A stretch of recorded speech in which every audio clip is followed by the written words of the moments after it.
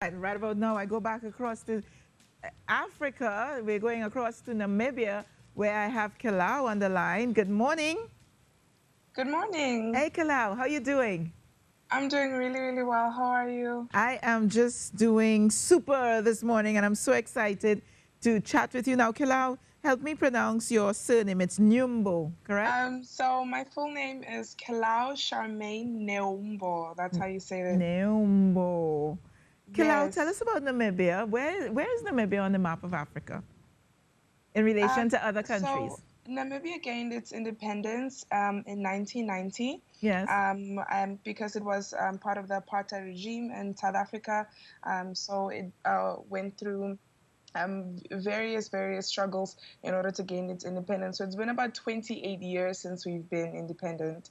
You're just 28 years independent. So you said We're you were only part of South 28 years Africa. old. So on the map, where exactly are you located? Can you say that again? Where exactly are you located on the map? Which countries are nearby?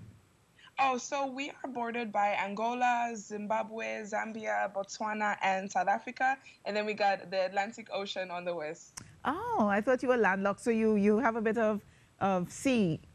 Yes, yes, we do, definitely. What are the languages that you speak in Namibia? So we speak about 12 languages. That's a lot of languages, but our national languages are English. So it's English, Afrikaans, and we have German. Then we have our traditional languages, Oshiwambo, Damaranama, Oshiherero. We have Kwekwekovab, Rukwangali, Silozi. It's a lot. I can go on. But you said something I did not know at all. You speak Afrikaans in Namibia. And that Yes, I we guess do. that comes from the South African connection. Yes, actually, it does. So, our history, Namibia and South Africa's history, it's very much intertwined. So, in the 80s and 90s, I mean, it became part of our education system. So, we all had to learn Afrikaans. We all had to take that as a subject. Yeah, and German? How does German fit in You there? know, so before we were, a mandate of South Africa and before the apartheid regime, we were actually a colony of Germany. Ah, Before they lost the World War and before they lost all their colonies, we had German settlers in Namibia. So we actually have German-speaking people in Namibia. We have German schools there as well. So it's also a language that people speak. that is so interesting. Your native language, what's your native language? So What? my native language is Oshiwambo. Uh-huh. So I come from a tribe called the Owambo people, and then we speak several languages. So we speak Kwanyama, and then I am also Kwambi. So that is a variation of the Owambo people. Wow. So how do you say hello Trinidad and Tobago, have a wonderful day in your native language? So for example, I would start by greeting you. So I would say Mwalalapo. Nawa, and then you would say So that's Ere, basically how we would be greeting one another. So we could practice it now if I say Mwalalapo, ere. Nawa, I don't know what to say. Ere. eh. Yes, that's basically how we greet each other here back home. That's so wonderful. And finally, the foods. Tell us about your foods. What sort of food do you have? I don't even know where to start. So because we are a country that was made up of so many different tribes, I mean, I could start with the basics of what we all eat.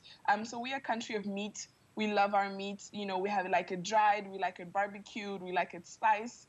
And then we have, if we go in a more traditional sense, we have a staple food in my culture called oshifima. And this is made from a crop called a pearl millet. So it's almost similar to fufu, I'm sure, Yes, I know you have fufu. discussed this with the Yeah. other Africans as well, but it's very similar to that as well. Yes. You know, Kilau, I love you dearly as if you were my own daughter. You know that, right?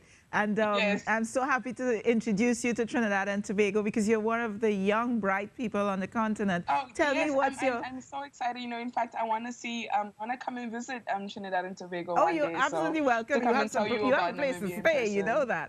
that. Let me find out, as a young person from Namibia, what's your dream for the continent and for your country? Hello? And Kilau? Hello? Oh, no, I think I might have lost her there. And we always want to know what's the dream, the vision of the young people on the continent. Can you hear me, Kalau? No, I can't hear you so well. Can you state your question again? Yes, I want to know What's your vision? What's your dream for the continent and for your country? Okay, so I'm sure many people have said it before, I honestly think that, as a continent, we need to honestly start speaking up. And I think that a way to do that is honestly empowering our youth members. At the moment, I took a gap year before I came to the US to study here, and we started up a nonprofit called Ochvorongo Youth Empowerment Association. And this is honestly one way where young people can honestly take power, honestly, and empower one another with skills, because in 10, 20 years to come, we are going to be the ones running our country. And, if we can't, take care of the whole country, we can honestly start by in our little small community and start there. Thank you so much, Kelao, and all success with your studies. Yesterday, we had John Michael Kofi, one of your friends, on telling us about his journey as a refugee, and I'll send that link to you as well as the link from today. That was Kelao there telling us about Namibia, one of the young, bright people of the continent, and it's African History Month, and that's why we've been crossing over the Atlantic to bring to you live from the various African countries.